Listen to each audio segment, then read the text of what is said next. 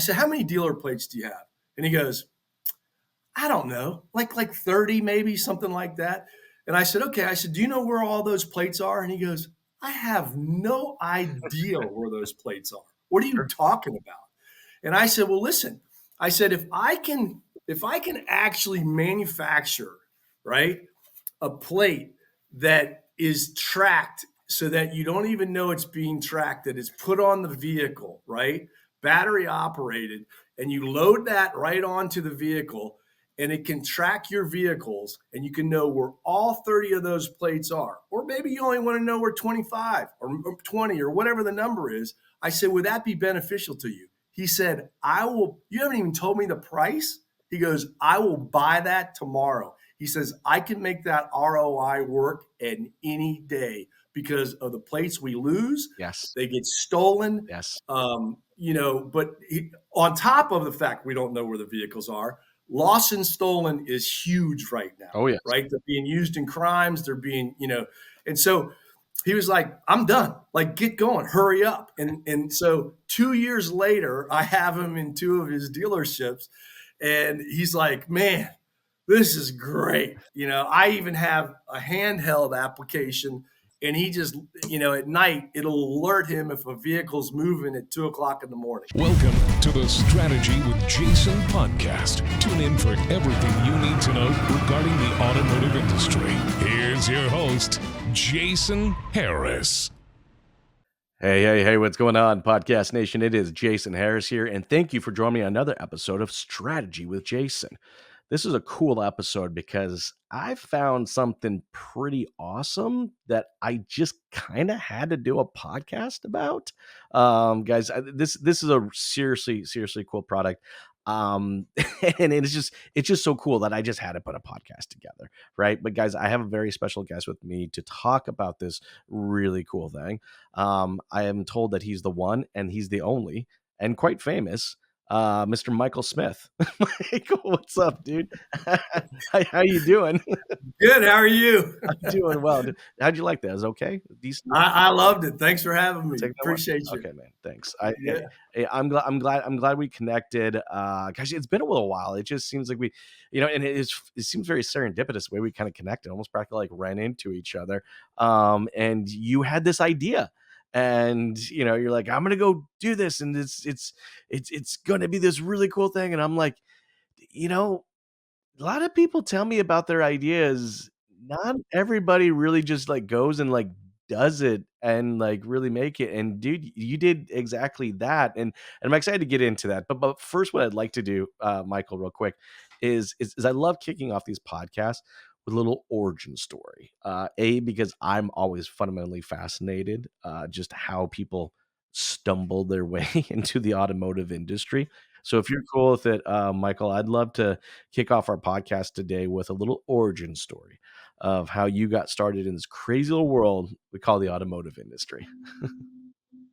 Yes, crazy little world. It is that. So, as a small child, I grew up with my father loving cars and loving Cadillacs in particular. And so I remember at a young age when he would buy his Cadillacs and he would pull up and we would all jump in the car and ride around the block and get the new smell. And so that was like my first introduction. And then, we started buying cars, and one of my buddies had an SS 396 Chevrolet that was just like the coolest car. It was blue with black stripes, the chrome wheels, the shifter thing. I forget what they call it. But, so I grew up around the cars. And then also in my neighborhood, being in Northern Virginia, I grew up with a lot of the big names of the Oarsmans, the Lindsay group, all three Lindsay boys I grew up with. And so, I grew up in the car business per se as a child, and then went off to school, went off to Indiana University. I got to be honest with you, I was a terrible student. I have dyslexia, I have dyscalculia, and I just knew that sales was going to be my thing. I was always very good at selling at a young age. And so once I got out of college, it took me 6 years, but I got out. Yeah. I got immediately into, I was at a bar, believe it or not, right out of school. and a guy said to me, "Hey, an entrepreneur named Bill Ward is hiring for his new company." And I was like, "Wow, okay." So I called Bill Ward up because I knew him from the neighborhood, and Sure. I said, "Bill, can I come over and talk to you about your company?" He's like, "Yeah, sure." So he had started a company in the automotive business called Hasco International, which everybody in the fixed Oh yeah. operations will remember. They were taking paint in about the late '88. You couldn't put paint thinner waste out on the back fence to kill the weeds. Sure. You actually had to put it in a 55-gallon barrel. And then he built trucks that would come in, suck that out of the 55-gallon barrel, and then he would take it up to Pennsylvania and sell it to a recycling center. Mm-hmm. So the job that he gave me, which was crazy, was to go down to Texas. I drove all the way, packed my car, drove all the way down to Texas, and started going into dealerships and educating them on that legislation. Wow. And then I would sign them up, and then I would go into regular body shops, which was really crazy, Mm-hmm. trying to educate them. And then he started another thing called the right to know legislation, which were chemicals that you work with in your workplace you had to be educated on. So we started selling that. Then we started selling removal of underground tanks because Sure. they were leaking. And subsequently, he sold that company for $28 million. So he gave me some money. He said, "Thank you very much for your good work." And then that transitioned into my second job, which was with the Virginia Auto Dealership Association, VADA. Worked for them for 2 years, learned all about how to work with auto dealers outside of a sales capacity, and legislatively and so forth. And then from there, I left and went into the fixed operations with Bill Ward. He bought into a company called Service Pricing Guides, which I'm sure you're familiar with. Yep. Service Pricing Guides was taking labor, parts, sales tax, shop supplies to a bottom dollar. So if somebody came in and said, "How much is it for new brakes?" rather than telling them an erroneous amount, and it not being anywhere close to the actual amount, and they're being mad, you could Yep. just look it up in paper. Yep. And that ultimately went to DOS, if you remember DOS, and then it ultimately went into Windows. And then he subsequently sold that company to ADP. So then I was exposed to ADP, which was great. Worked with ADP and Service Pricing Guides, did really well. And then I said, "You know what? I'm tired of doing this for Sure. everybody else." So I came across a small company called Warranty Wizard, Sistron Warranty Wizard, and they were taking microfiche. You remember microfiche? Mm-hmm. Mm-hmm. So they were taking microfiche from manufacturers and they were coding that into DOS so you could look up how much it was to replace a warranty part and how much the manufacturer was going to give you in labor time. Wow. So I bought into that company. We grew that company and we successfully sold that company back to ADP. And I was back at ADP. So they even gave me my years back. So I had like 18 years with ADP combined. Oh wow. And then, after about probably after my earnout of 5 years, I stayed on a little bit longer, and then I decided to get out of the market and leave the automotive business. But quite frankly, my heart was always in the automotive business. I love the automotive business, and that's really where I got to 2 years ago when I came up with this idea. Yeah. You know what? Now since I know the story, I'm not necessarily surprised by the idea, because you've seen this industry evolve over multiple decades. So let's do this. So everybody out there watching and listening right now, like I said, I think we met, like I said, a couple years ago. You're like, "I got this idea." And I'm like, "Okay, cool, a good idea." But a good idea is only as good as how well you can execute it. So, and then I think it was last year. You're like, I got it, right? And I think that was like your prototype one. And then this year, like, "No, I haven't, and it's being done. We're going to market." So to everyone out there, what we're talking about, what was this aha moment where you saw this big problem and you're like, "Look, hey, this is how I'm going to set out to solve it." So I was in Florida vacationing, and I was leaving the hotel, and there was $170,000 vehicle out front. It was an automobile with a Virginia dealer tag on the back of the car. Okay. So I got very excited because I wanted to talk to the guy who was in the car, Sure. because I wanted to say, "Hey, I'm in the car business. What are you doing down here? You know, and which dealership do you own, etc." So I came upon the guy and I started chatting with him, and his look was like, "What are you talking about?" And I said, "Well, listen," I said, you know, you're 4 states out, you're 1,400 miles away, and you're in this, you know, expensive vehicle with a Virginia dealer tag." And he said, "Yeah." He says, "I'm not a dealer." And I said, "What do you mean you're not a dealer?" And he said, "Oh," he said, "this is my service loaner."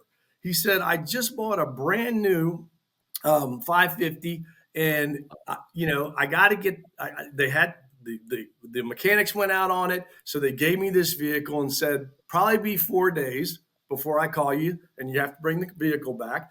And so he said, "My wife and I just, you know, got in the car, drove down here. We figure they'll call us back, and then we'll make our way back up to Virginia." And it just was like I got in my vehicle and I started driving off, and it just went boom. That's a problem. Yeah. The dealer has no idea where that vehicle is. The DMV, you know, has a plate that's, you know, running, you know, out of state.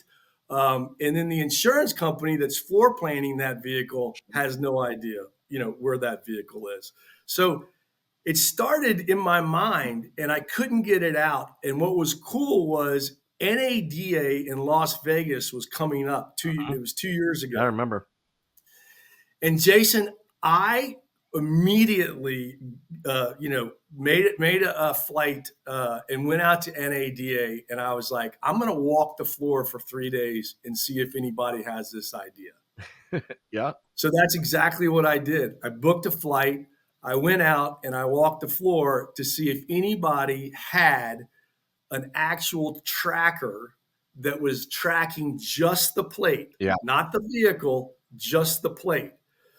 And I walked the floor for 3 days, talked to Cox, talked to, you know, CDK. I talked to everybody that would talk to me about this idea. There were plenty of tracking companies that were there, Mm-hmm. and no one was doing this. Most of the tracking mechanisms are hardwired into the vehicle. And I was going to do, you know, one that wasn't hardwired into the vehicle. Yep. And so no one had this idea. So then the second part was, how do I execute? That is where I started getting very nervous. Well, you started getting very nervous, but you had the idea, and I do remember. I do remember you approaching it to me, and I'm going like, "Man, like there's a need for that." I mean, there's just so many different possible use cases, you know, for that. I mean, I just, you know, even just as a salesperson, I think one of the first use cases I shared with you was something that happened to me when I was quite young in the industry.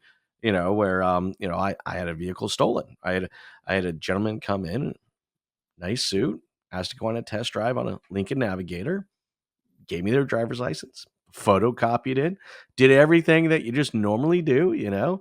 I grabbed my plate, right, out of my desk, went out there, you know, kind of hung it off the back end of the, you know, the windshield wiper and stuff like that, or on the tailgate, and I was like, "All right, let's go." We got out onto the highway about 10 minutes. You know, he pulled over. I thought maybe there was something wrong, blew a tire or something like that. He said he had a gun and told me to get out. And I was like, "Okay, I will do exactly that." I will do exactly that. You know, leave your phone here. I left my phone there. And here you go. I'm now Jason's, you know, I'm walking along, you know, and it's like, and I'm just saying, like, nobody knew where I was. I had to literally walk, you know, the 7 miles, 8 miles back to the dealership because, well, I didn't have there was no cell phone. It was all highway. It was all highway at that point, right?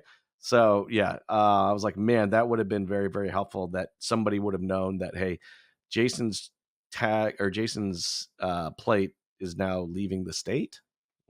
What's going on right now? Isn't he on a test drive?" You know, just something along that lines, right? There are so many other use cases I can see this, but for everybody out there, just kind of explain to them. This is a device. It goes right onto the back of the plate. Here, I'll let you do it. You explain to them.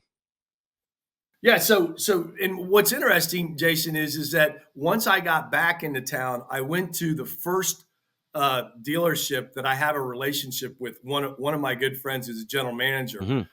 and I called him and I forced my way into his office because he's was so busy, right? And he was like, I don't have time for you. And I was like, listen, man, just listen to what I have to say. And he said, well, what do you got? What do you got? And I said, do you know where? I said, how many dealer plates do you have? And he goes, I don't know, like 30 maybe, something like that. And I said, okay. I said, do you know where all those plates are? And he goes, I have no idea where those plates are. What are you Sure. talking about? And I said, well, listen, I said, if I can actually manufacture, right, a plate that is tracked so that you don't even know it's being tracked, that is put on the vehicle, right?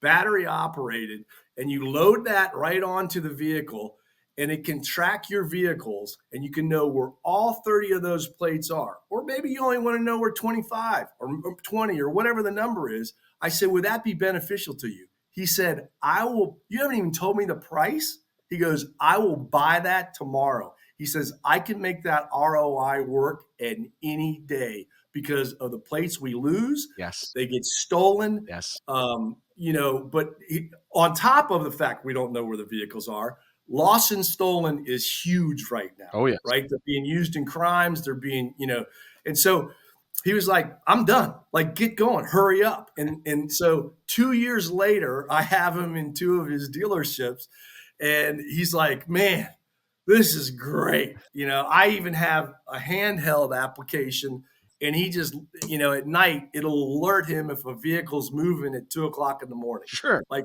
yeah. So that's really, but oh my gosh, Jason, the engineering to get to this I level can't was, imagine. oh, and so, well, here we are 2 years later, and we're finally, in market, right? So we're there. And that's what I'm excited. I'm excited. And in fact, I think I even told you 2 years. I said, dude, if you need help, if you ever get to that stage and it's ready to go, let's do a podcast. Let's talk about this because again, this is definitely something I would use in my dealership, 100%. And not just for the staff safety element of it. I mean, to your point, there's just so many use cases here that make sense, but also also I think future potential business cases. What have been some of the use cases that you have found actually kind of surprising? Yeah, so the most surprising one was in the loaner area of the dealership. Sure. So again, getting back to fixed operations, they don't want to put they don't want to hardwire a tracking system in because they got to remember, well, first of all, it costs a technician time to install and uninstall, right? Yes. And so there's a cost associated with that. If they use tracking systems that are about the size of your phone that you just lay inside the car that again are battery operated, they may forget those in the vehicle and not take them out prior to selling that vehicle. So there's a huge risk that I got feedback on Sure. from the dealers that I've met with that said, hey, I just don't want to set anything in the car that I'm going to forget, because it only takes one lawyer in this litigious society we live in to sue Sure. to sue a dealer, because the dealer is believed as to have deep pockets, right? Yeah. So everyone's looking to get a piece of a dealer, and so what we wanted to do was make sure it was affixed to the tag, and it's always going to come off with the tag. It's never going to be left with the vehicle, and that was one of the things. So they want to put them on loaner cars. Nice. They want to put them on the courtesy car. They're always saying, "Where's my courtesy driver?" And he's not picking up. So now they can just look and click and say, "Okay, well, I know where he is. He's in Starbucks getting Starbucks." No, I can see how that could be really beneficial from a customer perspective, right? I mean, if I got 3 people that are waiting to go get dropped off, and the shuttle is, I can actually look at them and say, yeah, it'll be 7.5 minutes. Like, he's on his way. Like, I can actually see him on his way or her driving back, it's like, and be able to express that. Yeah, no, 100%.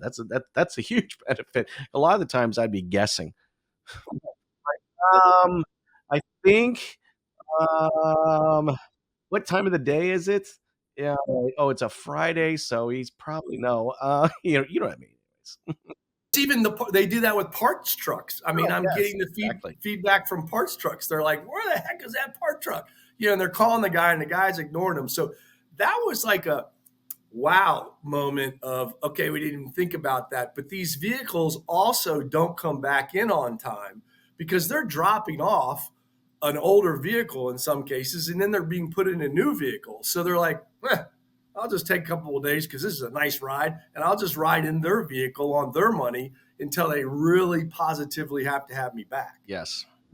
And so that becomes a problem that I talk to the service advisors about all the time. And they're like, yeah, the responsibility of service advisor is the loaners as well. 100%. And making sure that the loaners come in, and they want them to come back in quickly because they've got people waiting behind them, for that vehicle. So, Well, and that is a big one. And then I can see some of the stuff, because we talked about a couple of other ones I think are actually kind of unique, in the sense of just like the DMV compliance and stuff like that.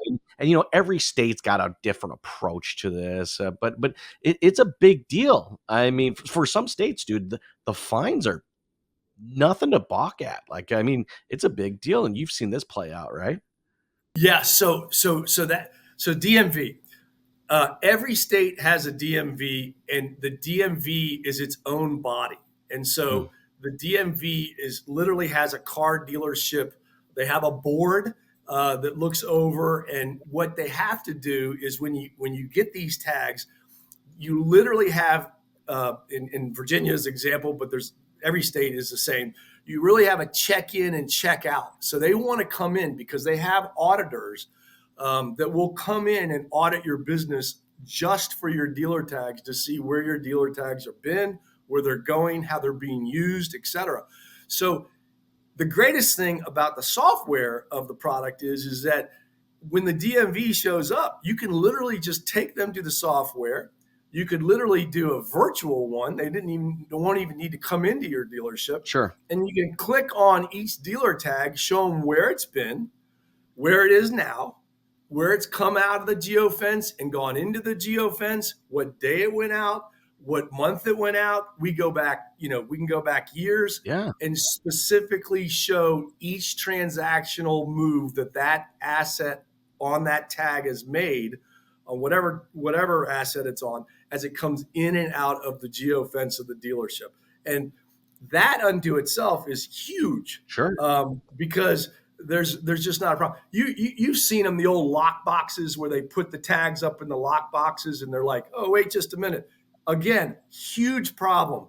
Fighting over license plates. I talk to salespeople all the time, and they're like, yeah, you don't know how, we only have 5 plates that are in the sales department, and we hide them. We fight over them on a daily basis. Jim, where's that plate? I got a customer waiting. And by the way, number one thing that'll upset a potential client in a dealership is waiting on a dealer tag to take a test drive. So That's just another good example. And another good example. I mean, I gotta be asked. The more I kind of think about this, Michael. I mean, it's like I had a used car lot, about 100 cars, and I was a very data driven used car manager, right? Like I knew everything about every car, right? I knew when it was going out, well, at least I thought I did. But boy, how awesome. I mean, is it possible? Can I put 100 of these? Can I get 100 of them and stick them on every single one of my used cars and just actually track the actual inventory and its movements and how often it's being test drive or how often it's being brought in and out of the shop? Like that, could I do something like that? I mean, is that crazy, or is that a possibility? no, we're getting inquiries on that on a regular basis, and the answer is absolutely you can. And certainly people are doing it on used cars, they're doing it on new cars, and then they're just putting it on Highline ones, the ones that are getting stolen. They know the ones that are getting stolen the most. So, and here's the thing, this tracker it has no functionality unless it's moving. And so when you put a low jack on a vehicle, it's attached to a battery. So it's called hot. So when the thieves come around and they're getting really good, they're coming around with these systems and they go up low jack, or they have a tracker on that vehicle. Let's not touch that vehicle. So this one's lying dormant until it actually moves. So they're going to miss it every single time.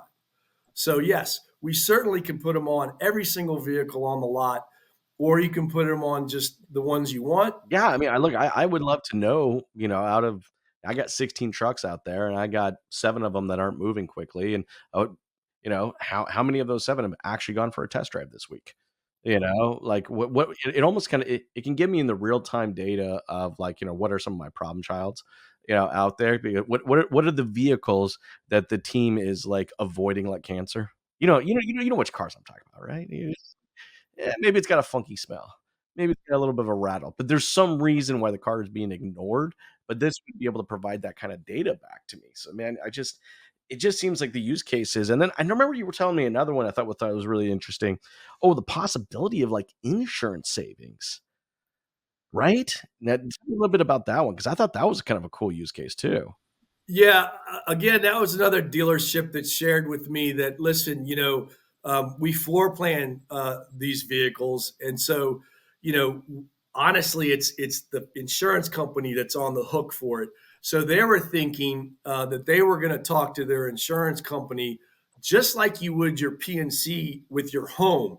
You get a discount when you have a security system, right? Or whatever security you have on your home, you get a discount. It's no different. If you have dealer tag tracker on all your vehicles, or if you use them on your dealer plates because it's going out on that vehicle, whether it's extended test drives. Yeah. A lot of people want extended test drives. So, we want to know where these assets are, and we want to make sure we control that. And so that is helping them. And so I think they should be able to go back to their dealership and say, hey, you give me a discount on my PNC because I have a alarm system on my house. Why not give me, and maybe not a discount, but maybe they lower the deductible because, they have this new system that's tracking all of the vehicles, are certainly the most important ones that are leaving the facility out of the geofence on the dealer tag. Well, I mean, and that tracks because, I mean, that's what insurance companies are looking for right now. I could see that being a potential, use case, like I said, but there's just so many here. Look, I know we're getting towards the tail end of our time today.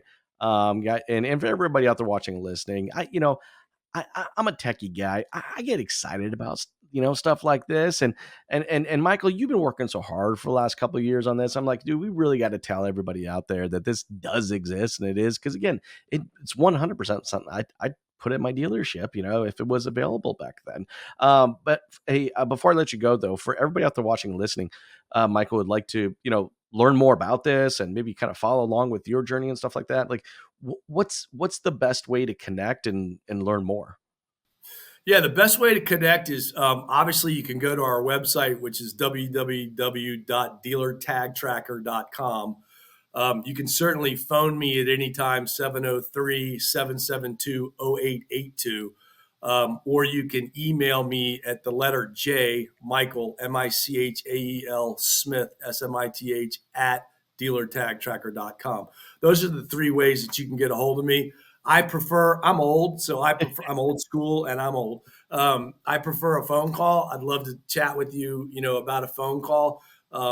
Everyone's talking about, well, what's the price? What's the price? The bottom line is that, this is, less than $1 a day per tag. It's not an expensive endeavor at all. No, it really is. And again, just so many different use cases, and those use cases ultimately create a much larger business case. Michael, thanks for jumping on. And like I said, I just really admire, man. You had an idea, you grinded your way through it for 2 years, and now it's a real thing. And for everybody out there watching, listening right now, we really appreciate you. Everyone, you have yourself an amazing day. Appreciate it, Jason. Thanks for tuning in to the Strategy with Jason podcast with your host, Jason Harris. Remember to like, comment, and subscribe. Happy podcasting.